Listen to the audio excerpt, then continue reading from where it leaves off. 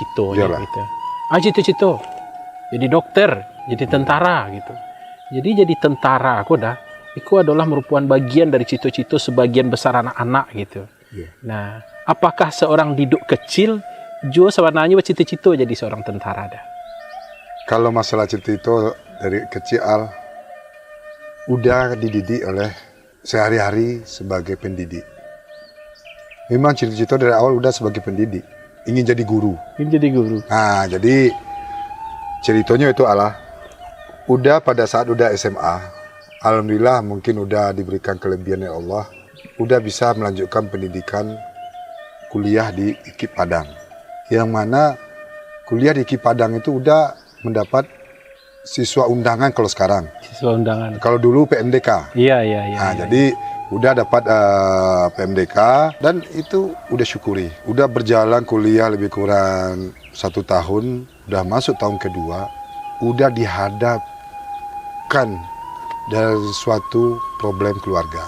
Yang mana pada saat yang bersamaan, tahun ajaran baru, kakak udah 2 orang itu mau tamat IKIP. Yang satu kuliah di PGSD, yang satu kuliah di fisika. Iya. Yang mana yang berdua ini kalau tahun ini dia dilantik, kakak saya ini udah langsung diangkat jadi pegawai negeri. Tuh, 2. Yang ketiga, adik saya di bawah udah tamat SMA. Adik yang ke-5 tamat SMP. Jadi ini udah diberi pilihan oleh Abah udah, Iko ada suatu permasalahan situasi yang harus kita hadapi keluarga. Kini Abah serahkan ke hidup memilih. Abang Joni lanjut untuk wisuda melanjutkan kuliah atau Didu mundur. Dan adik-adik kan ada lagi 2 yang mau lanjut. Saya merenungkan ini sampai putusan, biarlah Pak, Ambo mundurkan diri kuliah, biar Bang Joni lanjut. Perputaran waktu, kiranya adik yang tamat SMA ini dia pengen masuk tentara. Kebetulan udah selama kuliah, udah juga sudah bergabung di resimen mahasiswa. Jadi udah tahulah dari Abah sama Ama tahu cara tes masuk tentara bagaimana. Pada saat bersama kata Abah, ikutilah daftar sambil mengawani adik. Siapa tahu kedua-dua lulus. Nah, jadi dia Abah menyampaikan model itu. Jadi Pak, tidak tahu Allah berkehendak lain, dan lulus udah. Dan adik udah lulus. Iya. Nah, jadi itulah yang mengapa udah awalnya tidak bercita-cita jadi tentara, tahu-taunya jadi tentara. Awalnya bercita jadi seorang pendidik, jadi guru, tahu-taunya Allah berkehendak lain udah jadi tentara. Ya itulah keputusan yang udah ambil, udah anggap ini perjalanan takdir. Dan juga kawan-kawan waktu kuliah menanyakan. Kalau orang kuliah kan menanyakan bukan Didu. Irwan, kenapa kamu ngambil keputusan untuk berhenti kuliah? Kau masuk tentara, ini ada pilihan hidup. Ini pilihan hidup bahwa saya rela untuk mengorbankan diri saya demi keluarga. Dan bagaimana perjuangan bapak saya membesarkan kami yang banyak ini. Itulah jawaban udah ke teman-teman. Ada 2 pelajaran yang awak dapetan dari cerita Singki Uda Subantako. Yang pertama, keikhlasan dalam mengambil konsekuensi sebuah keputusan. Maksud ketika dihadapkan kepada sebuah persoalan, ada memang kita harus ikhlas, siap gitu. Terus yang kedua, perjalanan takdir. Pingin menjadi seorang pendidik, Allah hantarkan udah menjadi seorang tentara gitu. Menjadi seorang tentara yang tadi ndaknya udah cita-citakan gitu. Terus sudah kini menjadi seorang Kopassus dalam perjalanan dinas sudah selama kurang lebih 30 tahun konsisten ada di Baret Merah. Sebanyak yang awak ketahui, pasukan elit proses seleksinya kan tidak mudah gitu. Itu adalah pasukan yang batu-batu memiliki kualitas personal yang luar biasa lah gitu. Nah, apakah itu ada faktor ketidaksengajaan juga? Udah yang tadinya masuk tentara terus otomatis jadi Kopassus.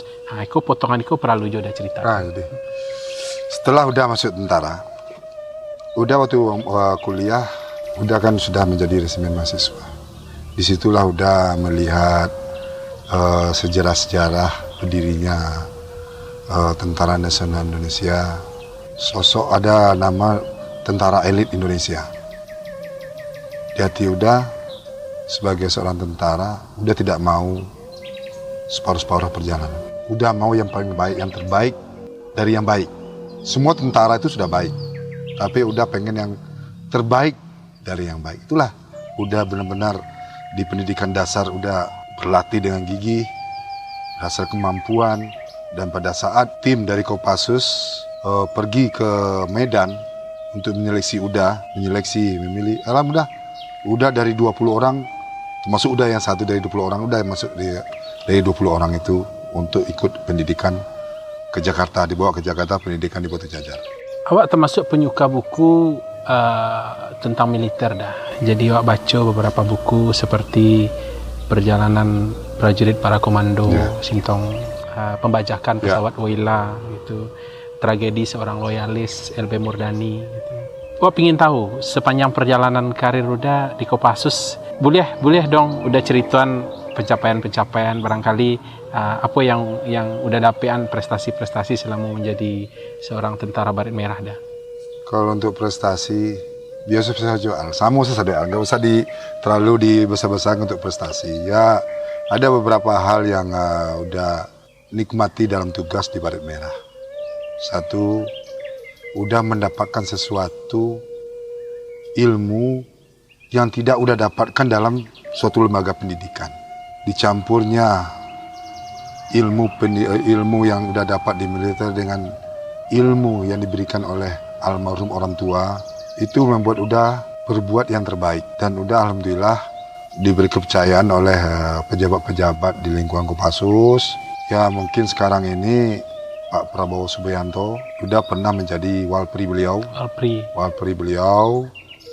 Kemudian setelah beliau pindah dari Kopassus, sudah pernah juga menjadi ajudan Danjen Kopassus, pada saat itu dijabat oleh Mayor Jenderal Srianto.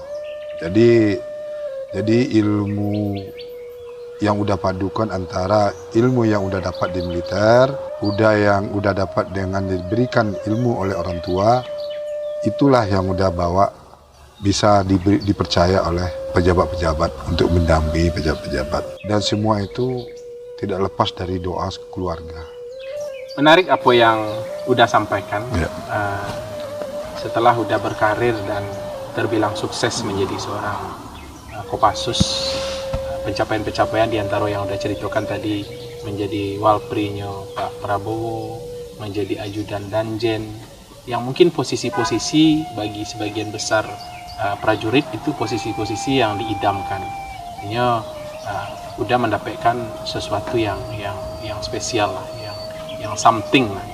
Tapi di tengah keberhasilan itu udah tetap mengingat pesan-pesan orang tua, ingat keluarga di kampung.